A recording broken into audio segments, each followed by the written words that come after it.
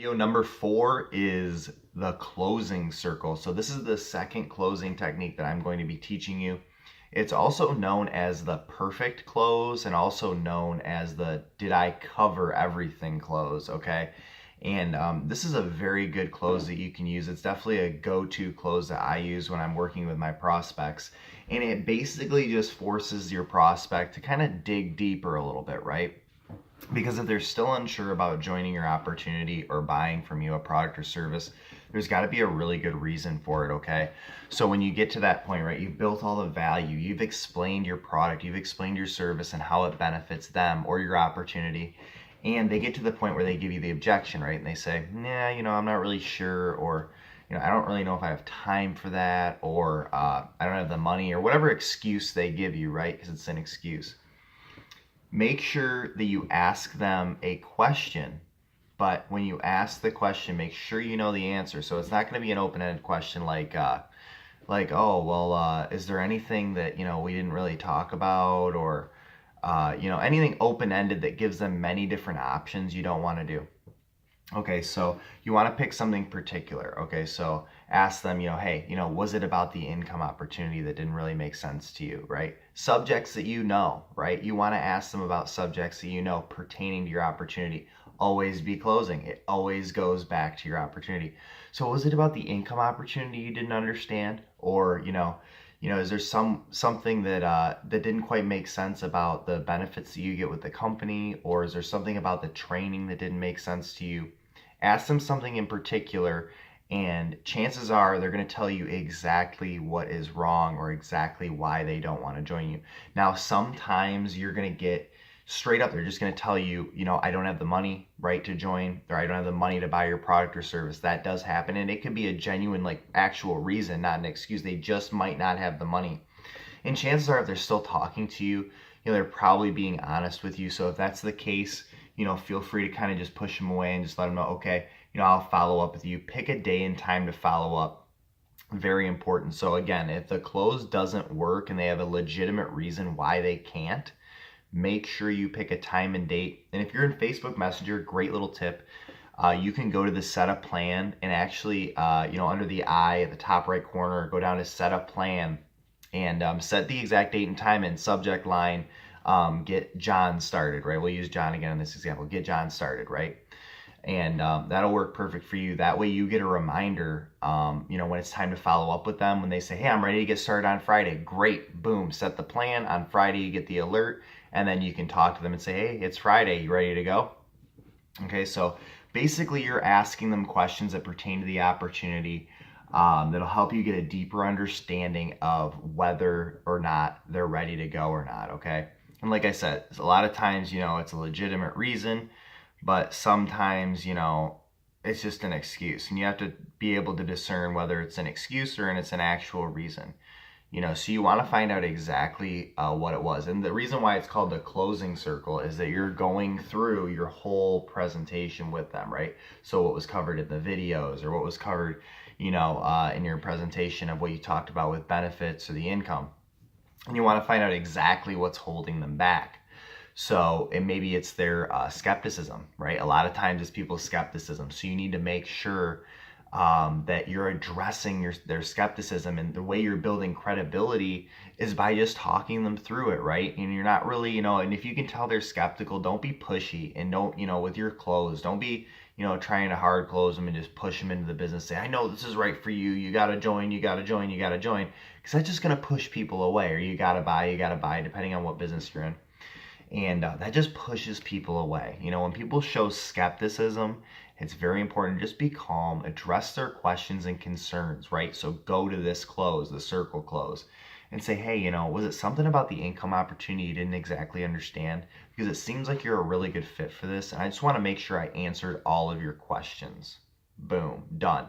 They acknowledge that, you're listening to them, and they see you as understanding. Like, they want to see that, they see that, you actually care and you want to know exactly why they can't get started, okay? So that's a little bit on the circle close, okay? And when you're going to notice that when you apply these closing techniques, that they're going to work for you at a very, very high rate. Like I said, 1 in 5 people I close on, I'm going to get 2 out of 10 sales, which is pretty good, okay? And based on law of averages, and I want to help you guys understand law of averages real quick, okay? And I'm going to talk about it in further videos. But the law of averages simply states that if you talk to 100 people, you should present your opportunity to 20 or more. And out of those 20 or more, you should close on 5 to 10, right? This is why closing is important, because you're going to close on 5 to 10 interested prospects. And out of those 5 to 10, you should get 2 to 5 sales, right? 2 to 5 sales, guys. For a lot of you, that's huge, right? So understand that sometimes it's not about your closing that's the problem. It's the amount of people you're talking to.